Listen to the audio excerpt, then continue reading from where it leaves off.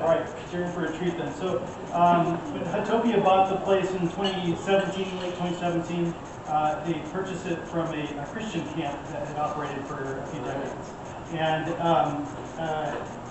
And the owner of Huttopia, which is a French-owned company, is friends with my wife's uncle, and so that's how I came to know about the history of the place. And so we came and stayed here and researched the history and found out that there was a long history going back into early Hollywood, the golden age of Hollywood in the 20s and 30s. These actor brothers owned it, and stars like Charlie Chaplin and Gloria Swanson and people like that partied here. There used to be a grand ballroom on the lawn where the lounge area out there. And there's a lot of crazy stories from that time, so that's what I'll be telling you about. We're honoring your legacy. Yeah. And so then I wrote this book, which Huttopia published last year. And so they have it. There's copies here, and you can buy it at the campus. Okay, so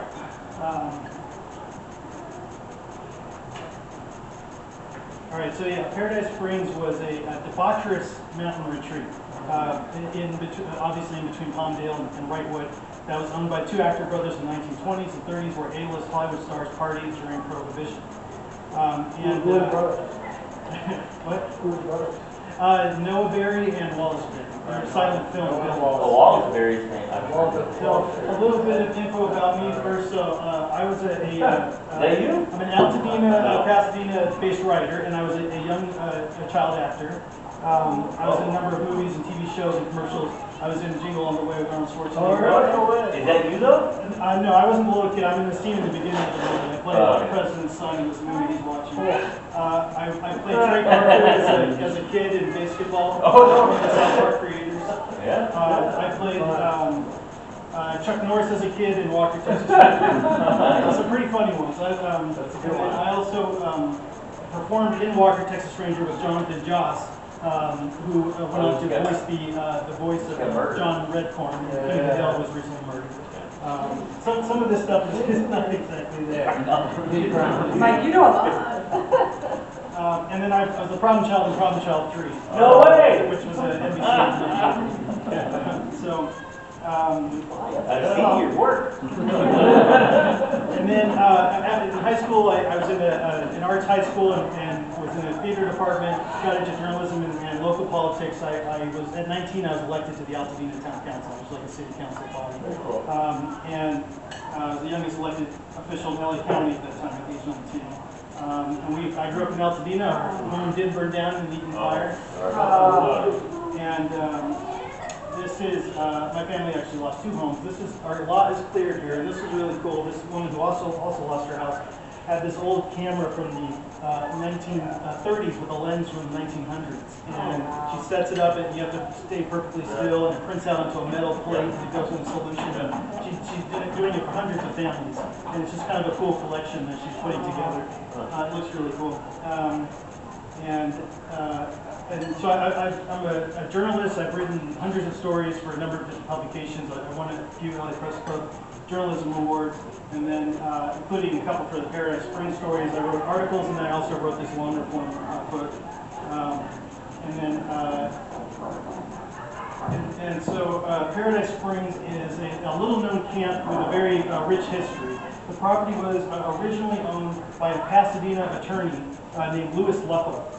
Then it was owned by silent film villain Noah Berry Sr. and his brother Wallace Berry. And the camp was frequented by Charlie Chaplin, Joseph Kennedy, Francis X. Bushman, Gloria Swanson, Mary Pickford, William Randolph Hearst, Marion Davies, Jack Warner, Cecil B. DeMille, and many others. They threw wild parties here. They brewed illegal homemade alcohol during Prohibition. They hosted tennis tournaments. There used to be tennis courts and gambling. And they also raised millions of trout. I don't know if you've seen the trout pools up by the cabin up there. You can go check it out. There's a series of right by the Chaplin cabin. There's a series of these little trout pools where there's a fish hatchery, and they sold this fish down in Hollywood restaurants. So then after that, after the brothers went bankrupt, it became a this is an old sign from Trout Dinner. So then it switched gears and became a Christian camp for many decades in the late 20th century until it was sold in December 2017 to Huttopia, which is a French glamping company that has since renovated and revamped the property. They did a soft open in 2021. Now they're fully open, as you know, and of course with these yurts that you're all staying in. So indigenous peoples were, of course, the first to occupy this canyon, where Paradise Springs is located, situated at an elevation of 5,200 feet and bordered on both sides by dramatic rock outcroppings and steep ridges, and populated with giant oaks, evergreens, poplar, and other trees.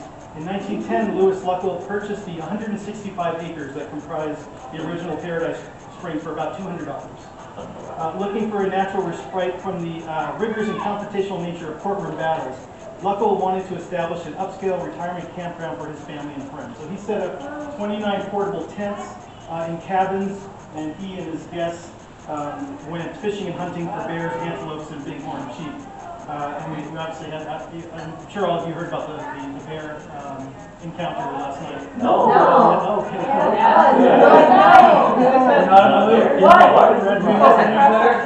And the 300? That's 200. Are you going to do it? Oh. So Louis Luckel, the Chapassian attorney, originally owned it. He wanted to have 7 sons, but he only ended up with one nature-hating daughter named Adelaide, who preferred the gentility and social graces of Pasadena to the rugged solitude and wilderness of Paradise Springs. During her first visit to the property in 1913, Adelaide shrieked when she realized she'd have to walk on dirt. She hopped back in a limousine, never to return. She soon convinced her father to sell the property, leading to a couple of hard-partying actor brothers, the Berries, turning to the place into a hedonistic wonderland for the stars. So Noah Berry Sr. was born in 1882 and grew up on a farm in Missouri. He left home at 14 to sell newspapers in Kansas City, then sold peanuts and candy in theaters and circuses. And while selling candy at a theater in Kansas City, his booming voice caught the attention of actor Ned Risley, who convinced Berry to start a singing career, and that led to melodramas. His young son, Noah Berry Jr., who would become a successful actor himself, of course, in westerns and the Rockford Files, suffered a serious illness, leaving his father with an $8,000 medical bill. So broke, he arrived in LA and booked a role in a suit of armor in Cecil B. DeMille's 1916 movie about Joan of Arc. Paramount signed him and typecast him as a villain in silent movies such as 1921's Colorado David, 1923's The Spoilers, and 1923's Bogus. A perennial nature lover and self-styled mountain man, Berry Sr. often went hunting in the hills around Mount Baldy. While on a hunting trip in the area in 1915, Berry Sr. happened upon Paradise Springs and took to it immediately. With the financial aid of his brother Wallace, also an actor who later won an Academy Award for Best Actor, as well as funding from actors Charlie Chaplin and Mary Pickford, he made an offer to purchase the property from Luckel. Adelaide, Luckel's daughter, convinced her father to accept the offer, and he agreed, but he included a shrewd clause in the sales contract that should the Berries ever miss a mortgage payment or declare bankruptcy, the property would revert back to Luckel, the Pasadena attorney, who later bequeathed the property to his daughter Adelaide in his will when just that turn of events came to pass decades later. The Berry brothers' plan for the property was to cater to the Hollywood elite. They built an elegant ballroom, and that's on the grass field up there. That's where it was. This is like the restaurant area. And they built an elegant ballroom and dining hall with grand vine-covered stone archways. So these arches used to be on that path along in between the pool and the grass area. There used to be these big arches up until 2021 when Huttopia had to tear them down. So they never defaulted? Well, the brothers did. The brothers did, Eventually. So they had these stone archway entrances, and they had the ballroom had a high beam ceiling, a polished hardwood dance floor, and 45-foot redwood bar manned by several bartenders, and a stage big enough for a 22-piece orchestra. They also built 27 stone cabins, an Olympic-sized swimming pool, where Tarzan star Johnny Weissmuller trained for the Olympics in the 30s. It was a tennis court and then 36 fish hatcheries. The Chaplin cabin is right here, right behind me. A series of rock and mortar ponds through which the natural spring streams flowed, and they stocked them with 1 million rainbow trout. Berry Sr. built his river rock cabin.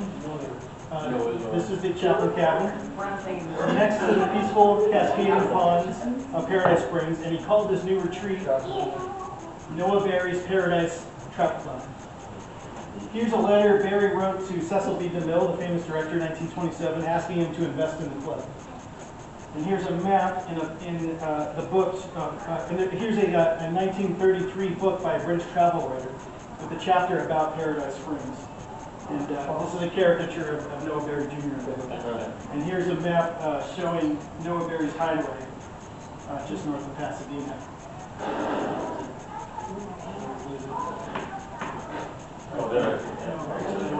And this is the book from 1933. If anyone wants to, it's kind of a rare book, hard to find, but it's got from 1933 an early chapter about this place. So the brothers soon unveiled their getaway resort for Hollywood stars as the Roaring Twenties got underway. For 7 years, the Trout Club sold 1,500 pounds of fish every other week to two posh, swinging Hollywood establishments: the Coconut Grove nightclub at the Ambassador Hotel and the Brown Derby restaurant. Two hot spots to see and be seen in Old Hollywood if ever there were any. Now, a lot of this information came from Noah Berry Jr. from Rockford Files, who lived at Paradise Springs in the 20s and 30s. Wow. Bill Hunt, who was the marketing director for the Christian camp that operated on the property from 1981 to 2017, he interviewed Berry Jr. For 3 days in August 1994, just before Berry Jr. Died at the age of 81.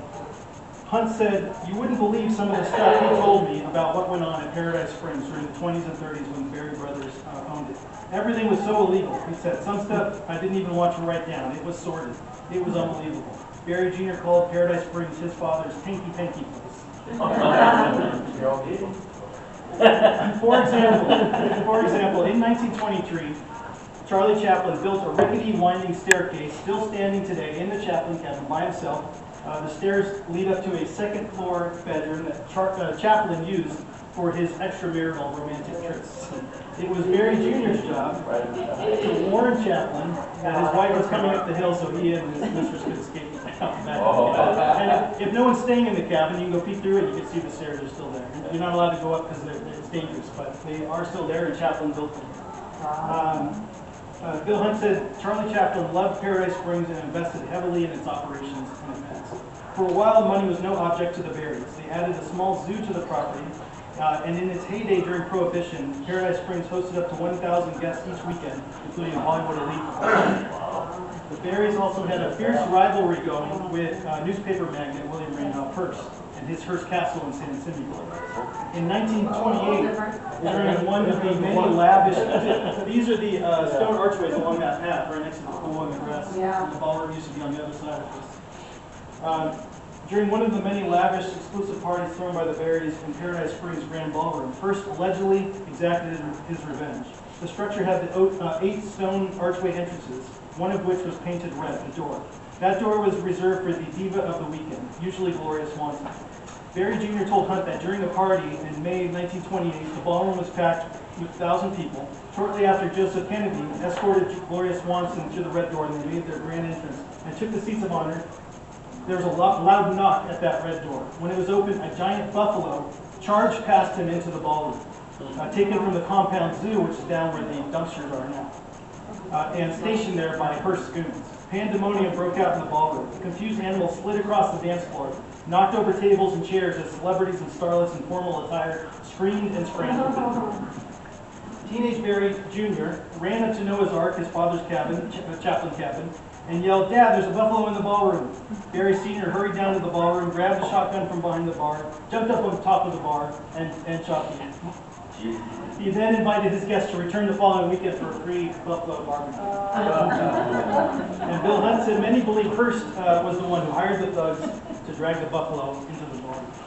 The Trout Club in Berry Sr.'s paradise did not last forever, however. In 1930, the Grand Ballroom was destroyed by mysterious fire.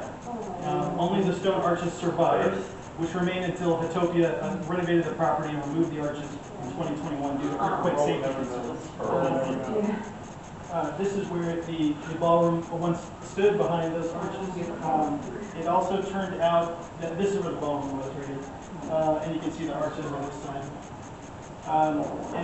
It also turned out that the mountain water was too cold for trout propagation. upon which the Berry brothers' business plan was dependent.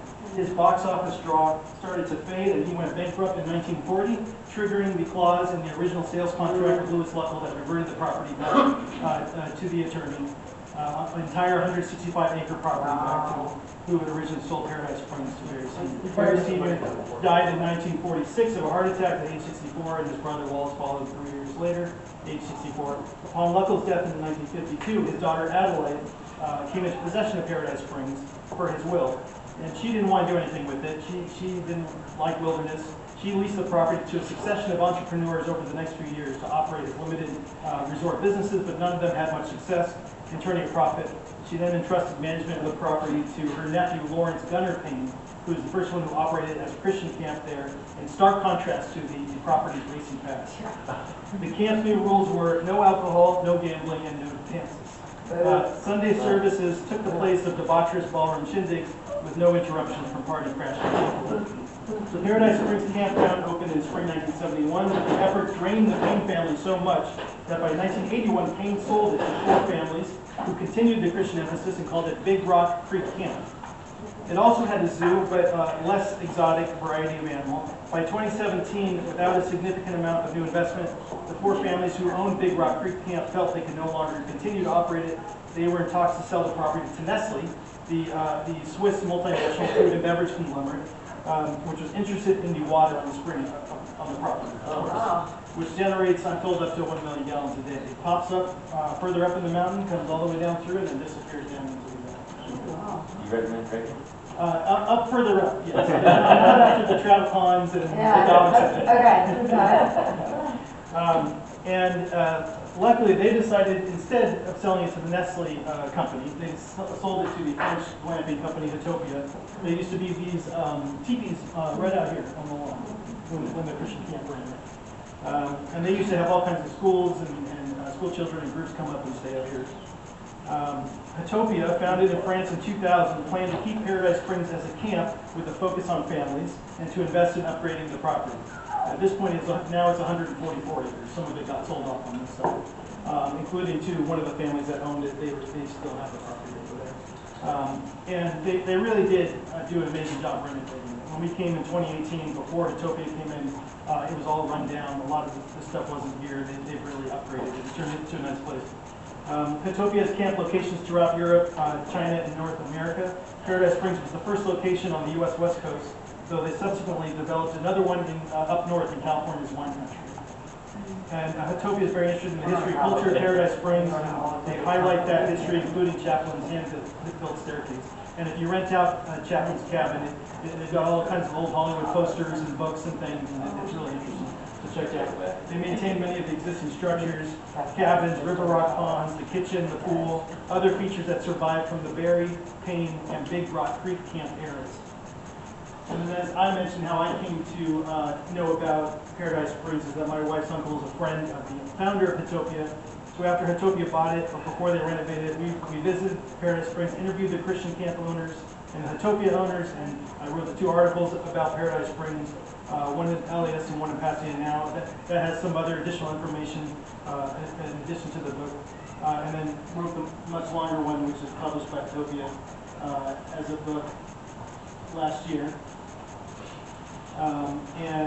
The book was a finalist in the LA Press Club Journalism Awards last year. Right now, the book is only sold at Paradise Springs camp store up there. So if you're interested in buying a copy, I'm happy to sign it for you if you're into that. And I'm happy to take any questions as well. Yes? Are you allowed to see everything you talked about? Yes, everything that's still surviving, you can go and check out. Like this pool was part of the original property. These stone arches here are from decades ago. There's a couple of cabins up here. Not the camp store itself. That's a brand new Huttopia. And then you'll see on the flip side too. There's a couple of old rundown stone cabins that were part of the original property. And then of course Chaplin cabin up by the trout ponds. Definitely go check that out. Yes. When was the rock made? That I don't know, but it's been a long time, several decades for sure. Probably. from the other? I was gonna say, I think Yeah, this part, I mean, they renovated inside here, but all this stuff outside, this little pond area out here, that was all there from before we took it out. So thank you all so much for coming, I really appreciate it. If there's any more questions. Thank you, that was long. If anyone wants to buy a book, they're there, and you just have to tell me your name